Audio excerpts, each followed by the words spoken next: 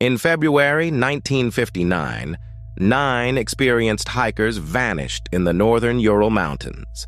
When searchers found their camp, the tent was still there.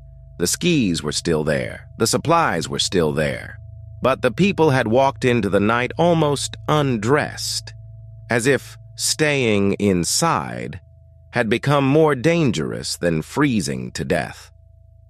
The group was led by Igor Dyatlov, a young engineering student and skilled outdoorsman. They were not tourists wandering into weather they did not understand. They were trained, disciplined, and moving through a route considered difficult even by Soviet hiking standards. Their goal was Otorten, a mountain in the northern Urals. The route took them through forest, snowfields, and empty terrain where a wrong choice could become fatal. Still, their diaries and photos show a group that looked confident, cold, tired, and alive. One member, Yuri Yudin, turned back early because of illness. That decision saved his life. He hugged his friends goodbye, expecting to meet them later with stories from the trail. Instead, he became the only person who could remember the group before the mountain took them. The remaining 9 pushed deeper into the wilderness. They crossed frozen rivers and climbed through weather that erased distance. On January 31st, they reached the edge of the mountain area and prepared for the harder part of the route. On February 1st, something changed. Instead of camping lower in the forest, the group set up their tent on the open slope of Kholat Shakal. The name is often translated as Dead Mountain, but the real danger that night may have been simpler than the name. The tent was pitched carefully, skis were used as supports, equipment was arranged for a winter night. They ate, they settled in. Nothing about the campsite said panic. That is why the next clue feels so violent. When searchers found the tent weeks later, it had been cut open from the inside, not unzipped, cut. Someone inside had used a knife to make an exit through the fabric. Whatever forced that choice did not leave them time to leave normally. Outside the tent, footprints led down the slope toward the forest. The track suggested walking, not a chaotic sprint. That detail matters. They were underdressed, some without boots, moving through extreme cold, yet they did not scatter randomly. At the tree line, searchers found the remains of a small fire beneath a cedar. 2 bodies lay nearby, barely dressed, their hands injured as if they had tried to climb the tree or break branches in the cold. Survival had become improvisation. 3 more bodies were found between the cedar and the tent. Their positions suggested they had tried to crawl or walk back uphill, back to shelter, back to boots, back to the only thing that could save them, if the mountain allowed it. The first 5 deaths could be understood as exposure. The cold was enough, but the final 4 bodies were found months later in a ravine, under snow, and their injuries made the case feel impossible. Some had crushing chest injuries, 1 had a fractured skull, 1 was missing a tongue. The strange injuries became fuel for every theory that followed. Soldiers, weapons, secret tests, animals, strangers, lights in the sky.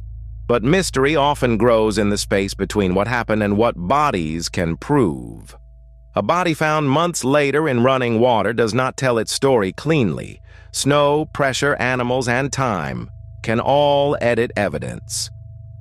The original Soviet investigation ended with a phrase that sounded like a door closing, a compelling natural force. No murderer named, no exact mechanism proven. The files went quiet, and silence made the story larger. For decades, people filled the silence. Maybe the hikers saw secret weapons. Maybe they were attacked. Maybe sound or fear drove them mad. Maybe the sky itself came down. Each theory tried to explain one clue, then crashed into another. The grounded explanation starts with snow. Not a Hollywood avalanche swallowing a valley. A smaller slab, delayed by wind and slope, hitting the tent hard enough to make the hikers believe the rest of the slope might come down. The group had cut into the slope to make a flat place for the tent. Katabatic winds could have moved snow across the ridge and loaded the slab above them. Hours later, pressure may have found the weak line. Imagine waking to impact, canvas collapsing, bodies hurt, darkness, snow pressing in. You do not know whether a larger slide is coming. You cut the tent because the entrance is blocked or too slow. You get everyone out now. Then comes the fatal choice. They move away from the tent, downhill toward the forest, possibly to escape avalanche danger and reach cover.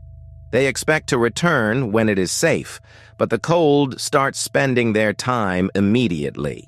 At the cedar, they build a fire. It is too small. They break branches. They climb or try to see the tent.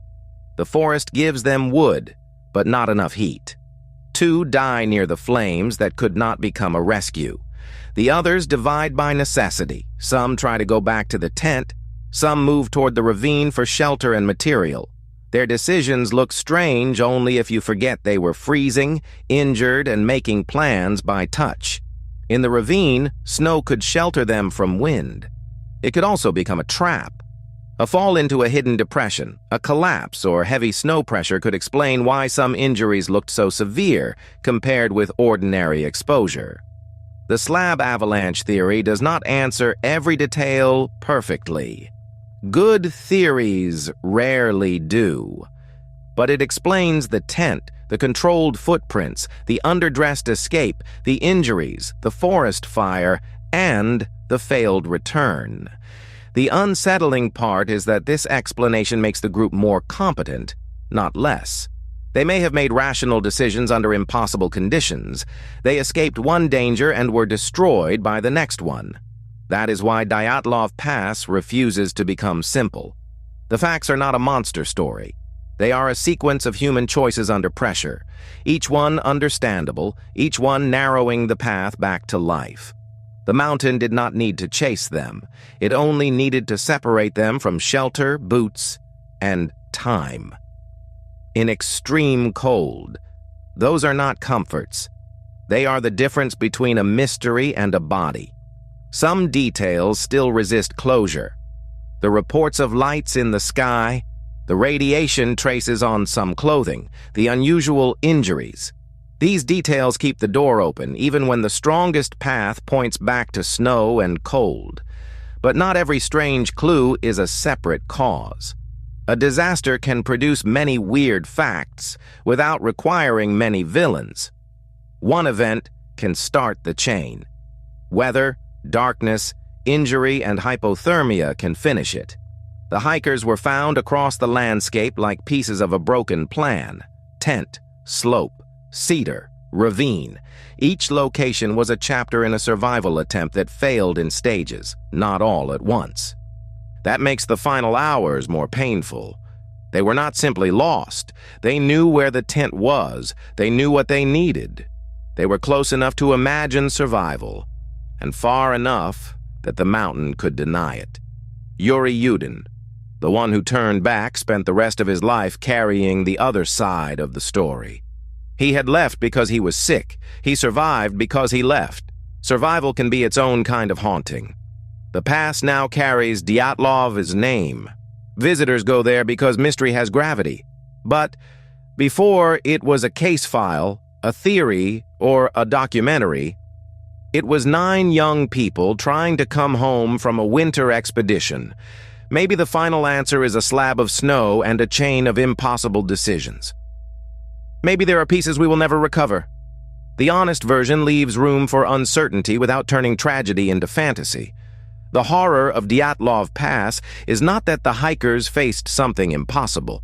It is that they may have faced something ordinary at the worst possible second.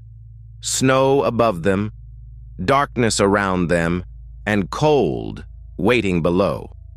So when you hear that they cut their way out of the tent, remember the cruelest possibility. They may not have been running from madness. They may have been doing the smartest thing left, and it still was not enough.